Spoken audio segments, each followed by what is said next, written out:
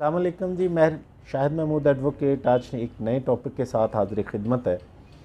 तो आज का हमारा टॉपिक है सैक्ड एम्प्लॉय के बाबत ऑनरेबल सुप्रीम कोर्ट की लेटेस्ट रिव्यू पटिशन डिसीजन पे हम अपना डिस्कस करेंगे और ब्रीफली हम देखेंगे कि सैक्ड एम्प्लॉय क्या हैं और सैक्ड एम्प्लॉय एक्ट 2010 जो आया वो क्या था और उसके बाद ऑनरेबल सुप्रीम कोर्ट की जो जजमेंट्स है वो क्या थी और वो किस बाबत थी और फाइनली जो रिव्यू पटिशन है उसके असरात क्या हुए और वो रिव्यू पटिशन का डिसीजन किन किन एम्प्लॉयज़ पे एप्लीकेबल होगा। अब सबसे पहले तो अंडरस्टैंड कर लेना चाहिए कि सैक्ड एम्प्लॉय कौन से एम्प्लॉय हैं।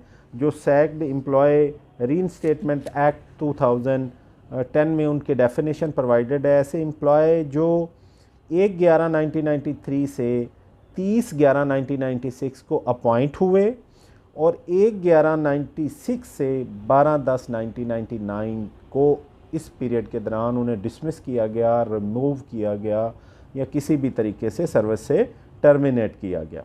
तो दीज आर दी एम्प्लॉय जिनको हम सैक्ड एम्प्लॉय के डेफिनेशन में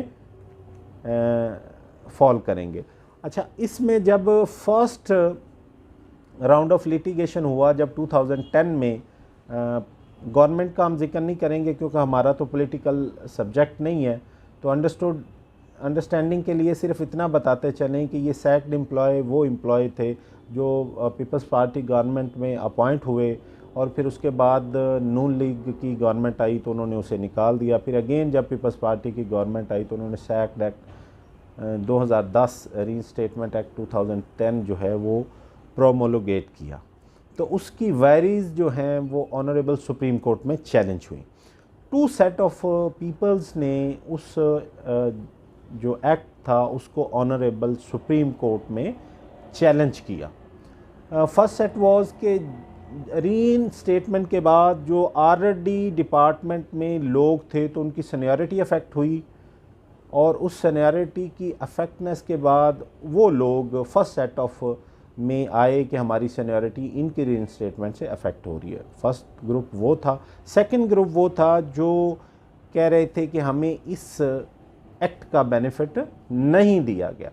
तो उसमें ऑनरेबल सुप्रीम कोर्ट ने जो 17/8/2021 की डिसीजन में ये होल्ड किया कि that act is ultra vires to the constitution.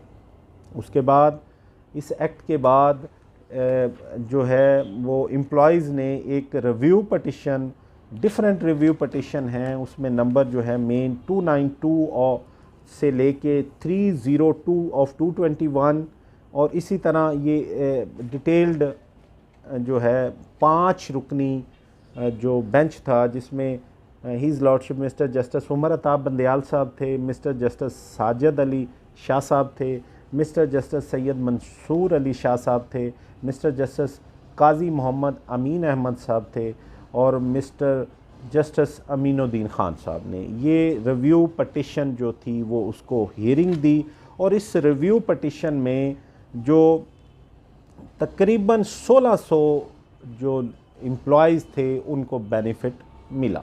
इसमें बड़ी डिटेल तो नहीं क्योंकि डिटेल जजमेंट अभी आनी बाकी है, लेकिन इसका जो शॉर्ट डिस्क्रिप्शन है वो ये है कि वो लोग रीइंस्टेट हो जाएंगे और उनकी जो उस इंटरवेनिंग पीरियड है from the date of judgement से वो रीइंस्टेट होंगे जो फर्स्ट डेट थी इस जजमेंट की, और जो है जो इनको बेनिफिट्स हैं वो उस पीरियड के उनको मिलेंगे, बैक बेनिफिट नहीं लेकिन उनकी सर्विस में जो वो बेनिफिट उनकी अगर वो सर्विस में होते तो जो उनको मिलते हैं उनकी बाबत वो पैरा मैं जो वो पढ़ देता हूँ। उसका पैरा नंबर 3 है उस जजमेंट का जो रिव्यू से बाबत है। Any improvement in terms and condition of service of all restored employ shall be granted strictly in accordance with law and rules applicable to their service or employment are and in absence thereof by regulation laid down by this purpose by their respective employer।